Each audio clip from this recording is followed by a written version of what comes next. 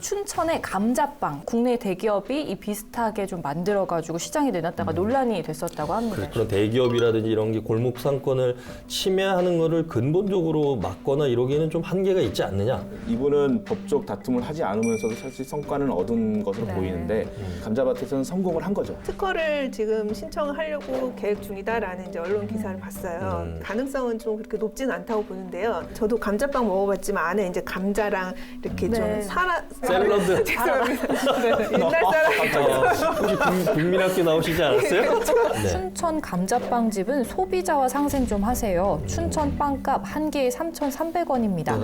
이로 인해서 오히려 감자 농가 상생 기회가 날아가 버리지는 않았나 싶군요. 덮죽은 확실하게 원조가 있었는데 이 감자빵을 원조라고 하기엔 애매해서 좀 현재로서는 감자빵은 원조라고 하기가 좀 논란이 있겠네요. 그렇죠? 그렇죠. 코로나19 강원도 누적 확진자가 이제 700명을 넘었어요. 지금은 이미 방역 조치를 할 수 있는 만큼 거의 다 하고 있는 건데 지금은 중심이 없는 거예요. 거리두기를 한다고 했는데 전혀 그게 지켜지지 그렇죠. 않고 있는 것 같고 식당가 같은 곳에서는 뭐 그런 게 좀 잘 지켜질까 좀 의문스럽긴 합니다. 차들이 또 어마어마하게 내려옵니다. 강원도로. 주말에 과연 이 방역이 될 수 있을까? 학생이라 자차 이동 불가능으로 보건소에 전화해 문의했더니 택시에 대각선으로 타고 가면 괜찮다고. 이미 확진자가 있는 병실에 같이 넣어준 거죠. 인간이 거의 바이러스 같은 존재다. 코로나19 재앙 결국은 인간이 만들어낸 것 아닌가 뭐 이런 생각이 좀 들었어요.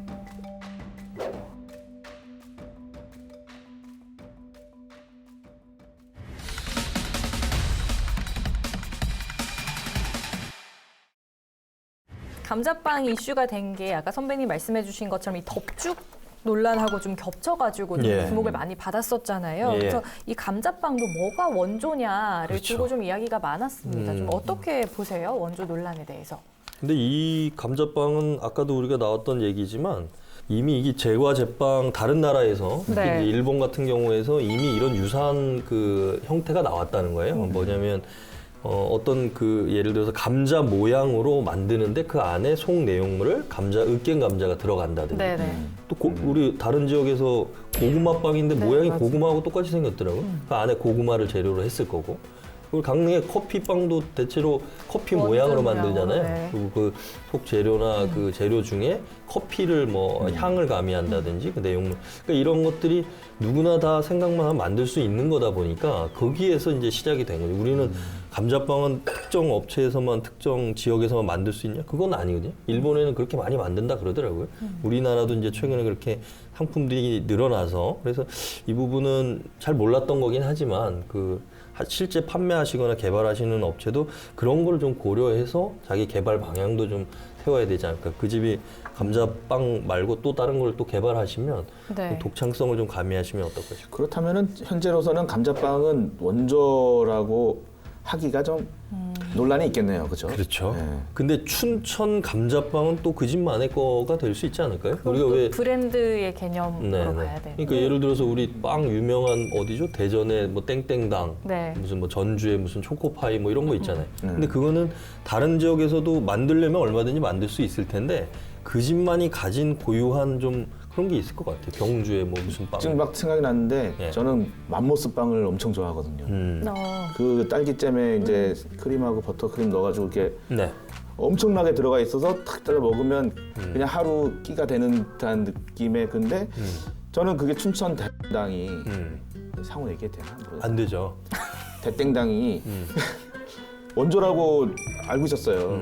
그래서 이제 살펴보니까 뭐 안동도 그렇고 어디도 그렇고 맘모스 빵이라는 이름의 빵이 엄청 많은데 그렇죠. 그런데 이게 다툼은 또 논란된 거는 별로 못 본 것 같아요. 그러니까 그 어느 재간지 원조가 있겠지만 이걸 가지고 다툴 바에는 그냥 이렇게 맘모스 빵을 이름을 알리는 게 더 낫다라고 이렇게 생각한 게 아닐까 이런 생각이 드네요. 네, 또 이거 관련해가지고 댓글들이 좀 많이 달렸어요. 그래서 네. 댓글들을 좀 확인을 해봤습니다. 덮죽 사건과는 다른 듯 감자빵 레시피는 검색만 해봐도 주르륵 나올 정도니 그러면 식빵, 고로케, 크림빵, 마카롱도 다 표절인가? 중요한 건 집집마다 맛이겠지. 그리고 이로 인해서 오히려 감자 농가 상생 기회가 날아가 버리지는 않았나 싶군요. 뭐 이런 의견도 있고요. 네. 이제 소상공인과의 상생이라는 언급을 했는데 네. 춘천 감자빵집은 소비자와 상생 좀 하세요. 춘천 빵값 한 개에 3,300원입니다. 하반은 1,900원이었고요. 네. 이렇게까지. 이런 댓글들이 좀 달렸습니다. 이거는 좀 덮죽은 확실하게 원조가 있었는데 이 감자빵을 원조라고 하기엔 애매해서 좀 이런 댓글들이 나오지 않았나 싶어요. 그렇죠. 그래서 아까 말씀드린 대로 다르게 접근해야 되는 것 같아요. 이거는 완전히 히트를 치니까 그제서야 따라왔으니 그건 네. 다르게 접근해야 되지 않냐 뭐 이런 것 같아요. 네네. 그러면 헤드라인을 뽑아볼까요? 오랜만에 좀 한 줄 평이 아닌 헤드라인으로 저희가 마무리를 하려고 하는데요. 감자빵 이슈에 대한 생각을 정리해 보겠습니다. 아, 그래서 저는 피땀 흘려서 만든 예술 작품이 말이에요. 근데 한순간에 이제 남의 소유가 돼버리면 그것처럼 억울한 건 없을 것 같아요. 이거는 좀 도덕적으로 봤을 때 그런 거 이제 하지 말고 그래서 정한 거는 내 것 아닌 것을 쓰려는 자 대가를 지불하라. 네네.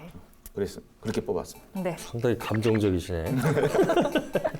근데 저는 그 이번에 감자빵 이 주제를 준비하면서 우리가 많이 봤던 그 기생충에도 나왔던 배경이 되는 게 대만의 대왕 카스테라. 그게 망하면서 뭐 네네. 이렇게 됐다 그러잖아요. 근데 우리가 생각해보면 그런 게 너무 한 시즌의 유행처럼 지나가는 게 많았던 것 같아요. 뭐 흑당 버블티, 뭐 대왕 카스테라, 허니버터, 뭐 벌꿀 아이스크림. 네. 예. 맞아요. 뭐 여러 가지가 많은데 그러니까 결국은 그게 독창적 아까 이제 지식재산권 말씀하시면서 독창적 진보성을 얘기했잖아요. 그러니까 이제는 개발 업체나 이 판매하시는 소상공인들도 소비자 눈높이에 결국은 따라가야지 성공할 수 있는 거죠. 그러니까 감정적인 것만 호소하는 것도 한계가 있을 거니까 저는 좀 그래서 조금 더 선의의 경제 의식을 갖고 독창성을 발휘하는 게 어떨까 뭐 이런 생각해봤습니다.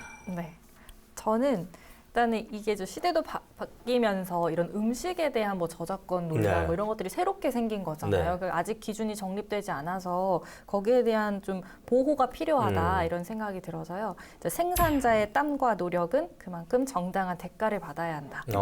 비슷하시네 두 분이. 네. 저도 비슷할 것 같아요. 그 피땀 흘려 만든 레시피 훔쳐 쓰다가 피눈물을 흘릴 수 있다. 네. 대가를 치르게 될 겁니다.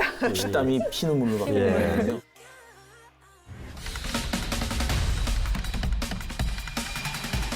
지난 5일에 한 인터넷 신문에 이런 기사가 떴다고 합니다. 강원도의 한 10대 확진자가 이송 과정에서 허술한 방역 관리에 그대로 노출이 됐다. 좀 저희가 우려했던 상황이 좀 나은 것 같아요. 이게 뭐 어떤 좀 보호자와 확진자가 한 병실에 같이 있게 그렇죠. 된 상황이잖아요. 네, 좀 어떻게 보시는지. 저도 이제 봤더니 뭐냐면 어떤 내용이냐면 정리를 해보면 이제 자식이 걸렸어요.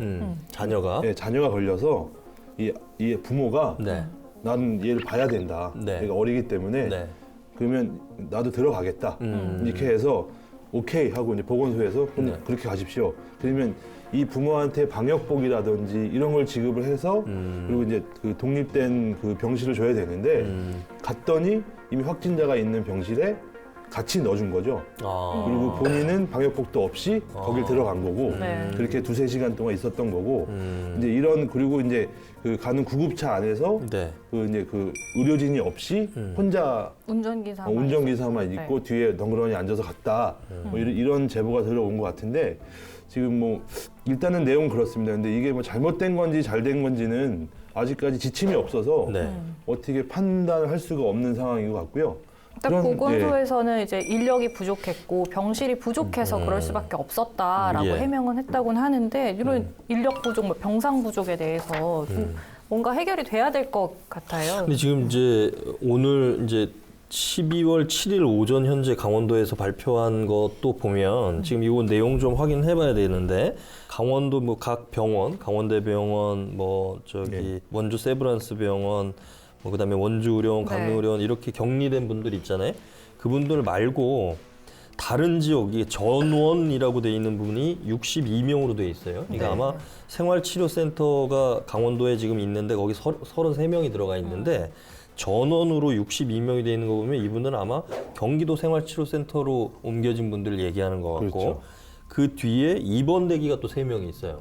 그러니까 뭔가 격리를 하려는 공간 자체가 부족할 수도 있고 이건 좀 확인을 해봐야 되겠지만 그러니까 뭐냐면 지금 서울 수도권도 생활치료센터가 모자라서 추가로 4,000시를 확보를 한다 그러잖아요.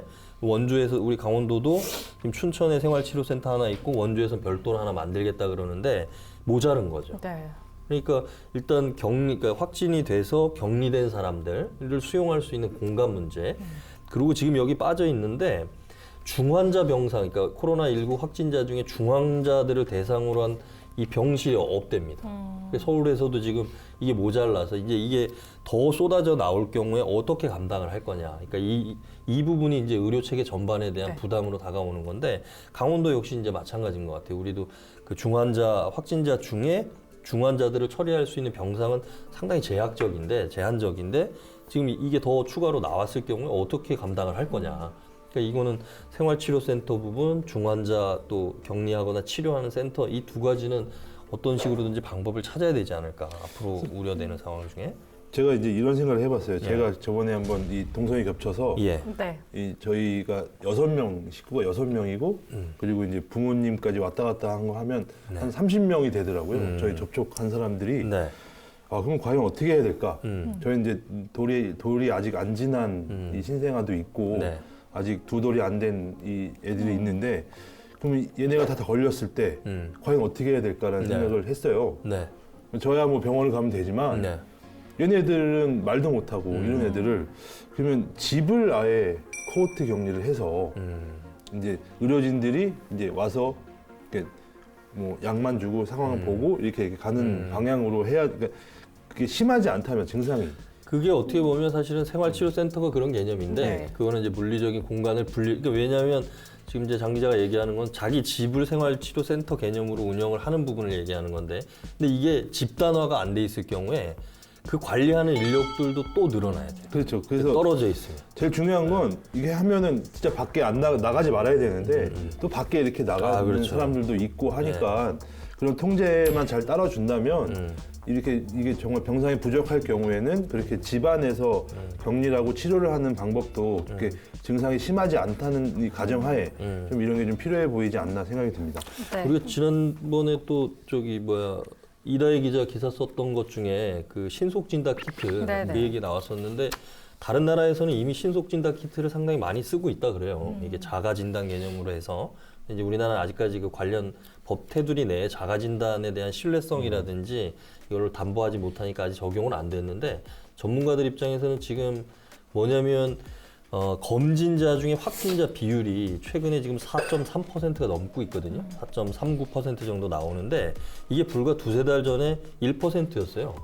근데 이게 지금 급격하게 지금 3-4배가 이제 늘어난 거예요.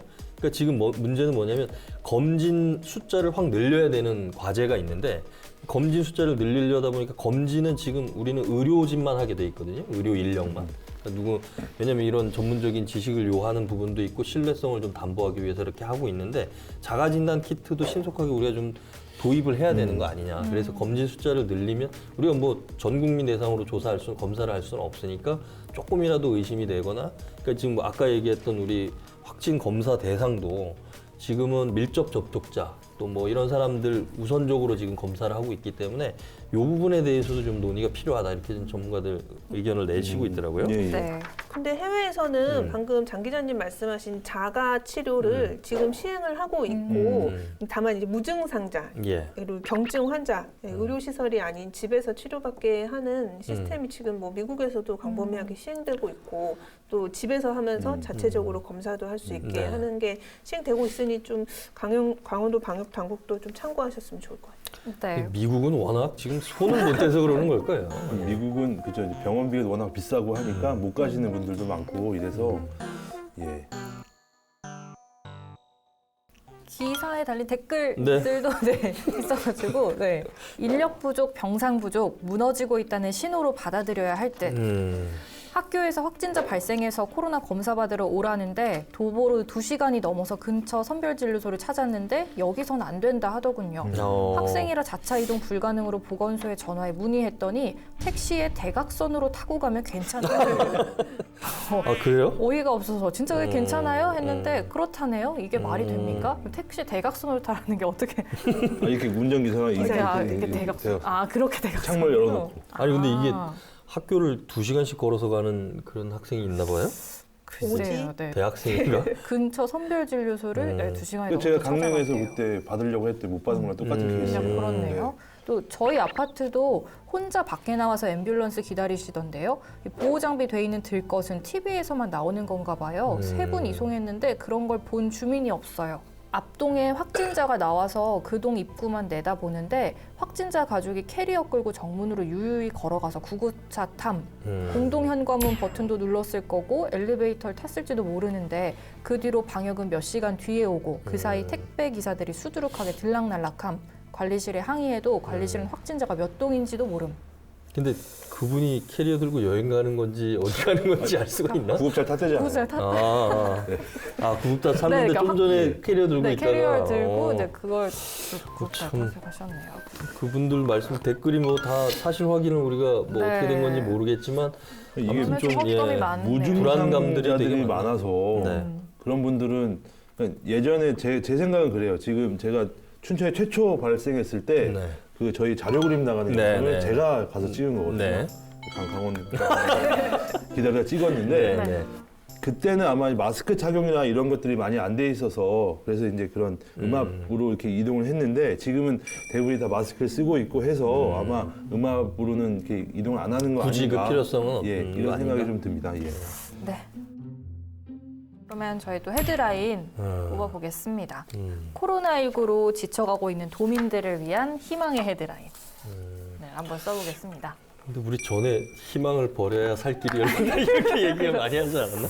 근데 희망적인 그렇긴 얘기? 한데요. 네. 네, 전 그럼 준비해놨는데요. 변호사님. 네. 아니 희망을 드릴 생각이 안 나더라고요. 그래서 지금 이제 너무 우왕좌왕하고 있는 것 같아서요. 우왕좌왕하면 코로나 덮어진다. 정신을 다시 바짝 차립시다. 정신을 차리자. 네, 정신을 차리자라고 하겠습니다. 저는 그럼 제가 하겠습니다. 저는 그 이제 방탄소년단 최근에 신곡 라이프 예, 고즈 예. 온이라는 노래가 나왔잖아요. 네, 그게 네. 이제 아세요? 빌보드 알죠. 그 노래 들어봤는데 네. 되게 저기 다이너마이트나 이런 거 되게 흥겹고 막 이런데 이거는 조금 약간 좀 잔잔하더라고요. 위로를 네. 하는 뭐 그런 거라고 하더라고요. 되게 그런 거잘 네, 저 방탄소년단 좋아해요. 누구누구인데요, 방탄소년단? 아니, 더 깊게 그거는 물어보지 네, 마시고 여기까지는 여기까지. 사생활 영역이니까 여기까지. 지켜주시고. 네. 그게 사생. 네, 이게 그러니까 뭐 빌보드 차트 1위도 하고 이제 네. 라이프 고즈온이 이제 그럼에도 불구하고 삶은 계속된다라는 뭐 이제 코로나19 시대 속에서 뭐 희망을 주기에 만든 노래라고 아, 네, 하더라고요. 네, 네. 지금의 상황하고 맞는 것 같아서 이 음. 노래 제목 가져와봤습니다. 저는 사실은 오늘 헤드라인은 따로 안 하고요. 아, 네. 그 저거를 좀 뭐냐면 논평을 하시게요? 아니 논평은 아닙니다. 그 영화를 주말에 이렇게 집에서 봤는데 네. 우리가 그 킹스맨이라는 영화 있잖아요. 네네. 거기에 그 악역을 맡고 있는 사람이 있어요. 사무엘 잭슨이라고. 그 양반이 그 사람이 얘기하는 거기서 악역이 뭐 전 세계의 인류를 다 멸망을 시키고 특정 소수만 살리겠다. 이게 얘들의 모토예요. 근데 거기에 나오는 얘기가 뭐냐면 그러니까 우리가 몸에서 감기에 걸리면 열이 나잖아요. 열이 나는 게 몸 안에 있는 그 체온을 올려서 바이러스를 죽이려고 하는 거다. 근데 지금 지구상에 인간이 거의 바이러스 같은 존재다. 지구가 기후 변화 위기라든지 이게 나오는 게 지구가 체온을 올려서 바이러스 인간을 죽이기 위해서 한 거기 때문에 내가 숙주가 바이러스를 죽이거나 바이러스가 숙주를 죽이기 전에 내가 그거를 먼저 실행을 하기 위해서 이런 작업을 꾸민 거다 이렇게 얘기하더라고요. 인간을 바이러스에 비유를 하면서. 그래서 그 내용이 악역은 맞지만 근데 물론 여기 문제 있죠. 왜 네가 선택하느냐 뭐 이런 건데 저는 그걸 보면서 이제는 기후변화의 위기, 코로나19로 대표되는 이 위기를 남의 일이 아니고 우리 일처럼 이게 몇 년 전에 나왔던 영화긴 한데 더 와닿더라고요. 그래서 이 코로나19 재앙 결국은 인간이 만들어낸 것 아닌가 뭐 이런 생각이 좀 들었어요. 그 따뜻한 메시지를 좀. 아, 그러니까 지금 지쳐가고 있는 도민분들에게. 냉정하고 차분하게 우리가 우리를 좀 돌아봐야 될 때가 아닌가 이런 생각이 좀 들었어요. 네. 예, 저는 따뜻한 그걸 좀 빼먹고 봤어요. 이 대본을 볼 때. 그래서 네네. 일단 그래서 좀 해봤는데 2020년 연말은 따뜻한 집에서 사랑하는 가족과 함께 네. 네. 예, 이걸로 좀 했으면 좋겠어요. 네. 그 저기 같이 거주하시는 가족만 다른 예, 가족들 예. 만나지 마시고 그렇죠. 예. 네. 그랬으면 좋을 것 같습니다. 네.